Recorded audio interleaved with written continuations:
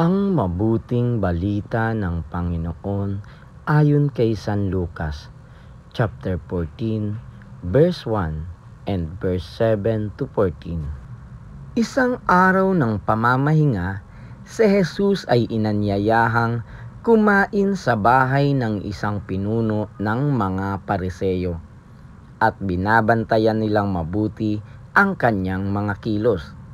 Napansin ni Jesus na ang pinipili ng mga inanyayahan ay ang mga upuang nakalaan sa mga piling panauhin.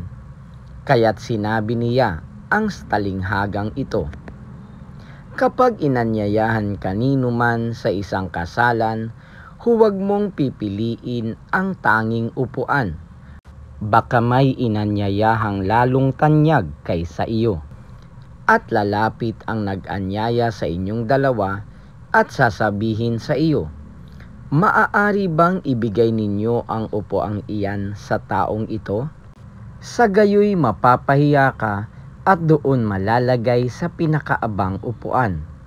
Ang mabuti, kapag naanyayahan ka, doon ka maupo sa pinakaabang upuan, sapagkat paglapit ng nag-anyaya sa iyo, ay kanyang sasabihin, 'Kaibigan, dini ka sa kabisera.'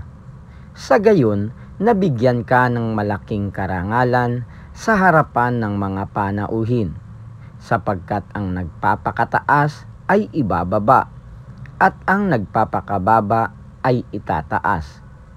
Sinabi naman ni Jesus sa nag-anyaya sa kanya, "Kapag naghahanda ka, huwag ang mga kaibigan mo, mga kapatid, mga kamag-anak, o mayayamang kapitbahay ang aanyayahan mo, sapagkat aanyayahan ka rin nila, at sa gayoy nagantihan ka.